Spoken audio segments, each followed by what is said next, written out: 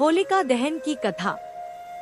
होलिका दहन का पर्व भारतीय संस्कृति और हिंदू धर्म में बहुत महत्वपूर्ण माना जाता है। यह पर्व विशेष रूप से रंगों के त्योहार होली के एक दिन पहले मनाया जाता है। इस दिन होलिका का दहन किया जाता है, जो बुराई पर अच्छाई की विजय का प्रतीक है। होलिका दहन के साथ एक ऐतिहासिक और धार्मिक कथा जुड़ी हुई है, जो आज भी लोगों के दिलों में जीवित है।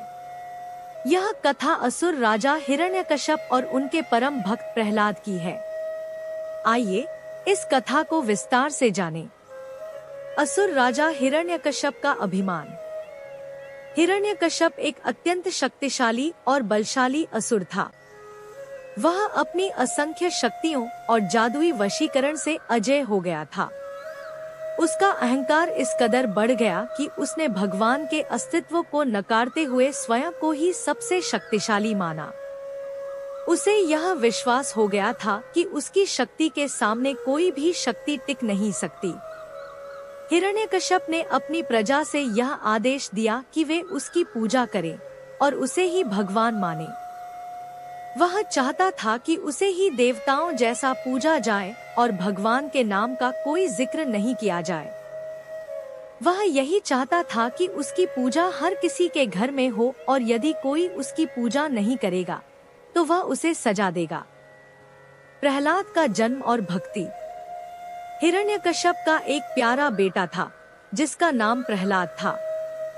प्रहलाद का जन्म एक विशेष अवसर पर हुआ था।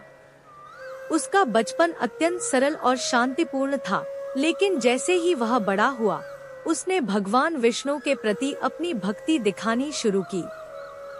प्रहलाद भगवान विष्णु के परम भक्त बन गए थे। प्रहलाद को जब इस बात का पता चला कि उसके पिता हिरण्यकश्यप ने सभी से अपनी पूजा करने को कहा है, तो उसने इसका विरोध किया और भगवान विष्णु की पूजा करना शुरू कर दिया। प्रहलाद के इस कार्य से हिरण्यकश्यप क्रोधित हो गया, क्योंकि वह अपने बेटे को अपने आदेश का पालन कराने में असमर्थ था। वह यह नहीं समझ पाया कि उसका बेटा अपनी भक्ति को क्यों नहीं छोड़ रहा था। हिरण्यकश्यप का क्रोध और प्रहलाद का विश्वास। हिरण्यकश्यप ने कई बार प्रहलाद को समझाने का प्रयास किया। वह उसे बार बार यह बताने की कोशिश करता कि भगवान विष्णु का कोई अस्तित्व नहीं है और उसे अपनी पूजा केवल उसके लिए करनी चाहिए। लेकिन प्रहलाद ने कभी भी अपने पिता की बातों का समर्थन नहीं किया। वह अपने श्रद्धा और विश्वास में दृढ़ था। प्रहलाद ने भगवान विष्णु का नाम लेकर अपने पिता की हर बात को नकारा। हिरण्यकश्यप ने सोचा कि अगर वह प्रहलाद को समझा नहीं पा रहा है तो उसे अपने तरीके से सजा देना होगा। वह गुस्से में आकर अपने मंत्रियों से कहने लगा कि कोई भी व्यक्ति जो प्रहलाद के साथ रहेगा उसे भी दंडित किया जाएगा। हिरण्यकश्यप के आदेश पर कई बार प्रहलाद को प्रताड़ित किया गया, लेकिन प्रहलाद पर इसका कोई असर नहीं हुआ। वह हमेशा भगवान विष्णु की भक्ति में लीन रहता। होलिका का वरदान और बुराई पर अच्छाई की विजय। हिरण्यकश्यप के पास एक बहन थी जिसका नाम होलिका था। होलिका के पास एक वरदान था जिसके अनुसार वह अग्नि में जलने से बच सकती थी। उसे यह वरदान मिला था कि वह किसी भी प्रकार की आग से सुरक्षित रह सकती है। हिरण्यकश्यप ने सोचा कि यदि होलिका प्रहलाद को अपनी गोदी में लेकर अग्नि में बैठ जाए तो प्रहलाद जलकर मर जाएगा, क्योंकि प्रहलाद ने भगवान विष्णु के नाम का जाप करना नहीं छोड़ा था। हिरण्यकश्यप ने अपनी बहन होलिका से कहा कि वह प्रहलाद को लेकर आग में बैठ जाए ताकि वह मर जाए। होलिका ने अपने भाई के आदेश का पालन करते हुए प्रहलाद को अपनी गोदी में उठाया और अग्नि में बैठ गई। लेकिन भगवान विष्णु की लीला देखिए, होलिका का वरदान उसे कोई मदद नहीं दे सका। प्रहलाद की भक्ति और होलिका का दहन। जब होलिका और प्रहलाद अग्नि में बैठे थे तो भगवान विष्णु की शक्ति से होलिका का वरदान उलट गया। तेज हवाएं चलने लगी और होलिका का दुशाला उड़कर प्रहलाद के ऊपर जा गिरा। इस तरह होलिका को जलते हुए आग में भस्म होना पड़ा। इस घटना से यह सिद्ध हो गया कि भगवान विष्णु अपने भक्तों की रक्षा करते हैं और बुराई पर अच्छाई की हमेशा विजय होती है। प्रहलाद की भक्ति और भगवान विष्णु का आशीर्वाद ही उसकी रक्षा का कारण बने।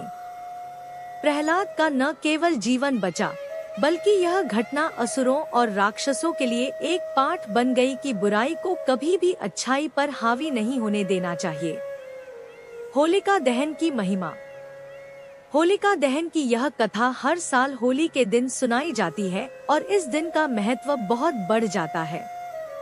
होलिका दहन केवल एक धार्मिक उत्सव नहीं, बल्कि यह एक प्रतीक है कि बुराई चाहे जितनी भी बड़ी क्यों न हो, अच्छाई की हमेशा विजय होती है।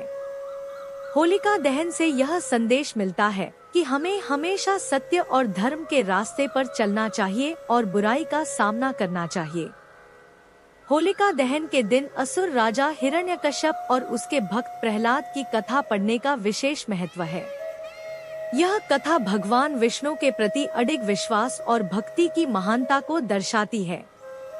जो लोग इस कथा को पूरी श्रद्धा से पढ़ते या सुनते हैं, उन पर भगवान विष्णु की कृपा सदैव बनी रहती है। उनकी सभी मनोकामनाएं पूरी होती हैं और जीवन में सुख, समृद्धि और शांति का वास होता है। होली का त्योहार और इसका महत्व। होलिका दहन के साथ ही रंगों का त्योहार होली मनाया जाता है। होली का त्योहार प्रेम और सौहार्द का प्रतीक है। इस दिन लोग एक दूसरे को रंग लगाते हैं और पुराने गिले शिकवे भूलकर नए रिश्तों की शुरुआत करते हैं। होली एक ऐसा त्योहार है जो समाज में एकता और भाईचारे का संदेश देता है। निष्कर्ष। होलिका दहन की कथा हमें यह सिखाती है कि बुराई चाहे कितनी भी शक्तिशाली क्यों न हो, अंत में अच्छाई की ही विजय होती है। भगवान विष्णु के प्रति प्रहलाद की अडिग भक्ति और विश्वास ने यह सिद्ध कर दिया कि भगवान अपने भक्तों की हमेशा रक्षा करते हैं। इस कथा को सुनने से जीवन में सकारात्मक ऊर्जा का संचार होता है और हमें अपने कर्मों में सत्य, धर्म और अच्छाई को ही अपनाना चाहिए। आप सभी को होली की हार्दिक शुभकामनाएं। इस शुभ अवसर पर आप सभी की जीवन में सुख, शांति और समृद्धि का वास हो।